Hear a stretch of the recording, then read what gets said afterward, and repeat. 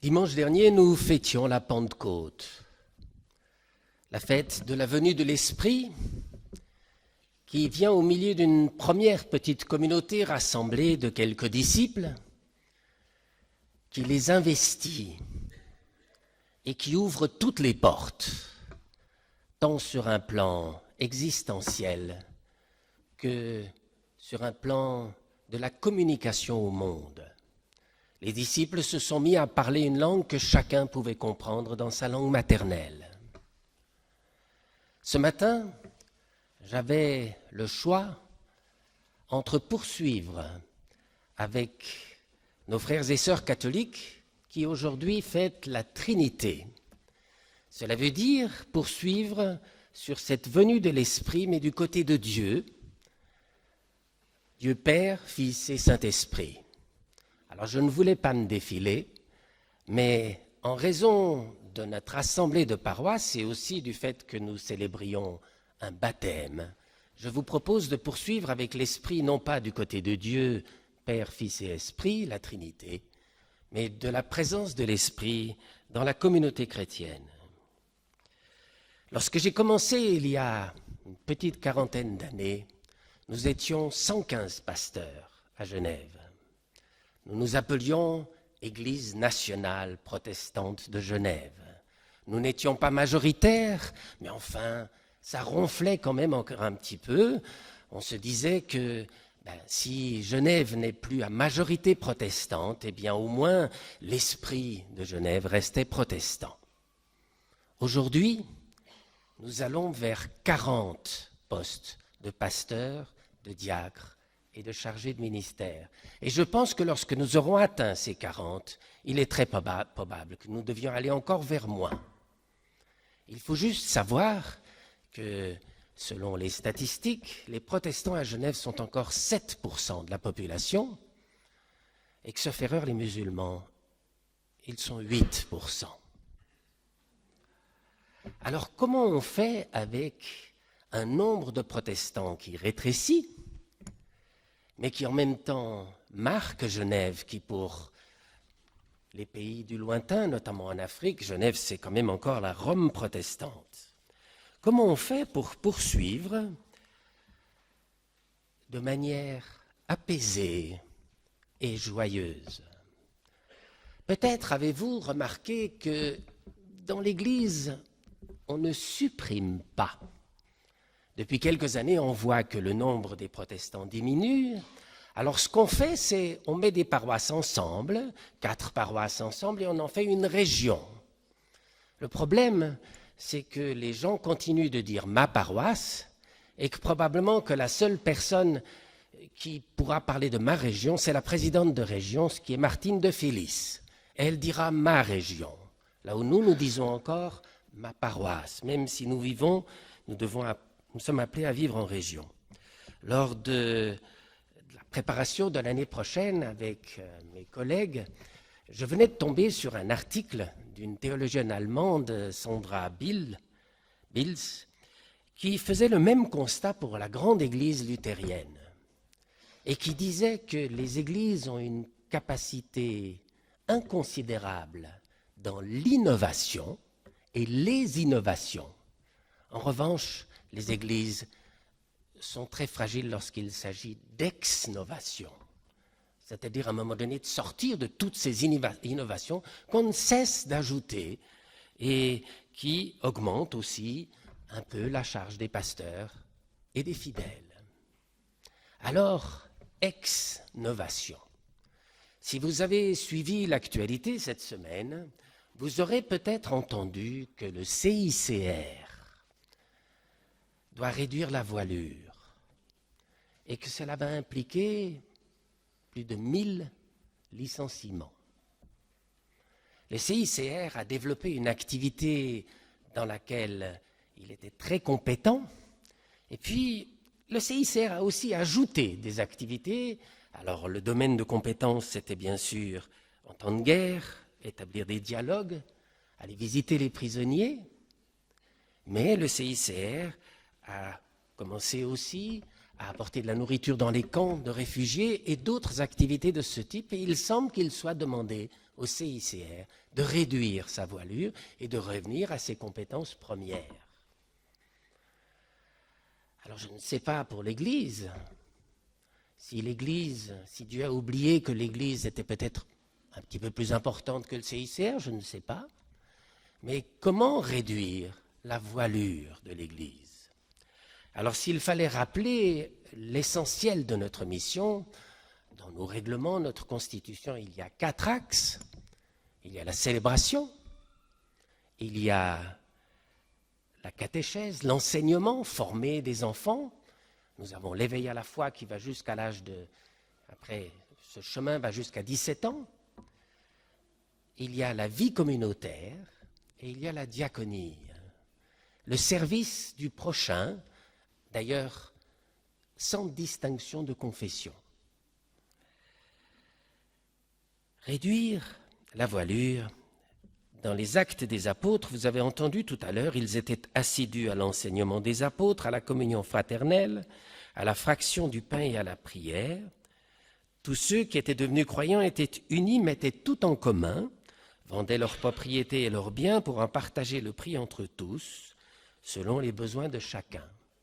Derrière cela, vous retrouvez les 4 axes, avec peut-être la seule nuance, c'est que nous ne vendons pas nos propriétés pour mettre ensemble ce que nous aurons réuni.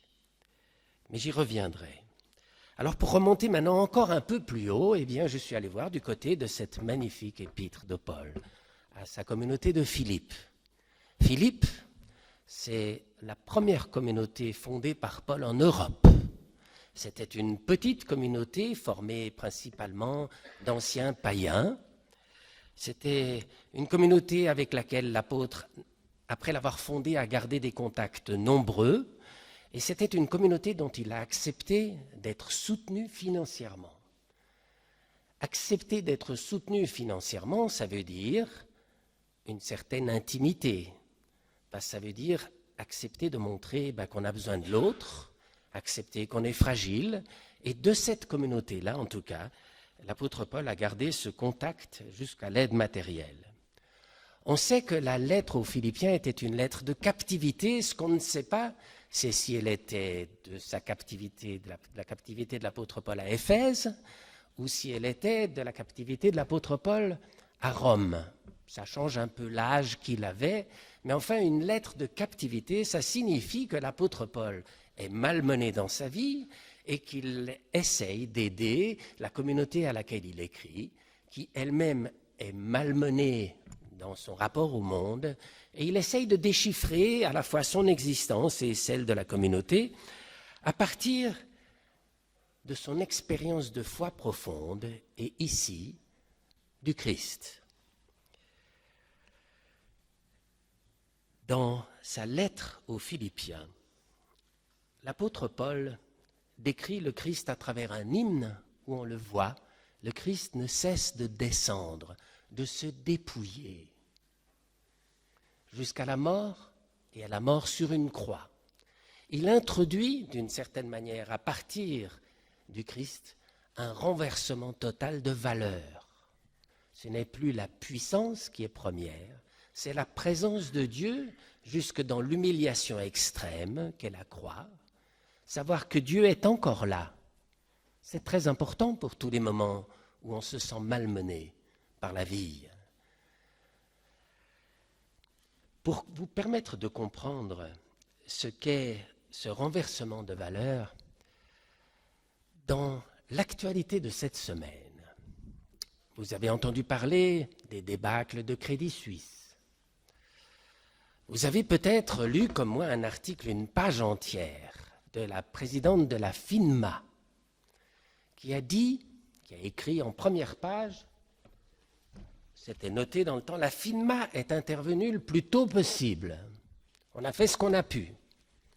Puis quand vous ouvrez le journal, eh bien, il est écrit, mais pour les liquidités, il n'y a pas de casco qui existe.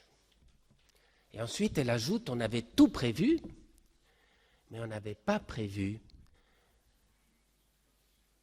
une défection de confiance. que les gens qui mettaient leur argent au Crédit Suisse allaient retirer leur argent en masse par un problème de confiance. Ça veut dire que dans le monde de la finance, on découvre l'importance de cette valeur, de cette contre-valeur qu'est la confiance. Dans la confiance, vous n'êtes pas puissant. Vous admettez la rencontre de confiance avec l'autre.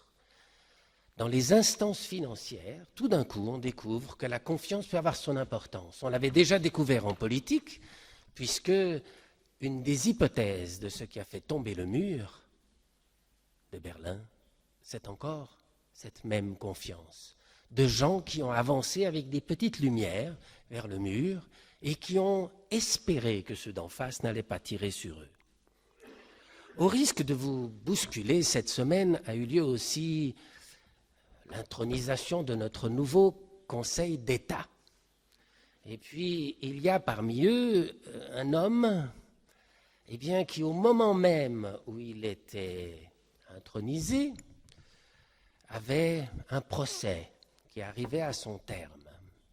Et c'est une immense question pour beaucoup aujourd'hui, mais qui révèle simplement que malgré des déboires parfois dans son chemin de vie, des aides qu'il a acceptées,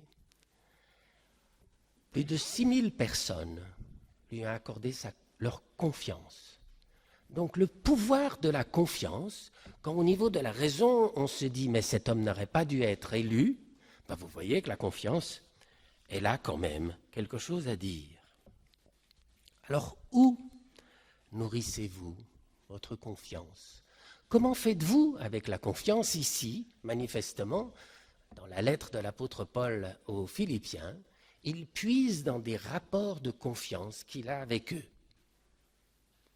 Et aussi dans un rapport de confiance avec Dieu. Mais comment renouer parfois avec la confiance? Il y a un mot-clé dans notre passage qui est celui de la koinonia, de la communion. Il se trouve que quand on ne va pas bien, si quelqu'un d'autre vient vers vous et vous explique des choses, il est possible que vous lui disiez « bon, ça va ». Qu'à un moment donné, les explications s'arrêtent, mais que le fait de se retrouver ensemble dans une communion, sans comprendre pourquoi, quelque chose en vous change. Parce que la confiance ou la foi de celui qui habite à votre droite, qui est assis à votre droite ou à votre gauche, eh bien quelque chose communique. Parce que ce qui nous réunit ce matin, ce ne sont pas des intérêts personnels, c'est un projet commun autour du Christ qui, lui, a commis un tel acte de confiance dans ce monde qu'il n'a pas cherché à défendre Dieu, mais qu'il a vécu sa présence au plus proche de l'humain. Donc parmi les outils, il y a la confiance et il y a la communion. Notre texte commence, et j'en ai bientôt fini, par des mots très encourageants, la consolation, l'exhortation par l'amour, la communion de l'esprit, l'élan d'affection et de confession. Tout ça permet, dit-il, de plénifier la joie. La joie, vous n'avez aucune prise sur la joie. Mais il se peut qu'en nous mettant ensemble, à un moment donné, la joie advienne. Peut-être celle de votre voisin qui se communique avec vous. Et finalement, il y a un terme qui revient 3 fois, c'est le verbe phronein, ça veut dire se comporter, mais qui implique aussi ne pas s'éparpiller. Il est possible que dans un moment difficile, de l'apôtre Paul dans sa prison, de la communauté de Philippe confrontée à son monde, dans cette réalité que nous vivons aujourd'hui, où semble-t-il nous devenions toujours moins nombreux, nous ayons à ne pas nous éparpiller, mais à faire des choix. Et à les faire, alors là il y a un enjeu, non pas quand on sera obligé de le faire, parce que là on le fera avec peur et on voudra se défendre, on voudra tirer la couverture à sa paroisse. Non pas le faire quand on sera obligé de le faire, mais précéder ces choix par la joie et la confiance de ce que nous sommes capables de vivre ensemble. Amen.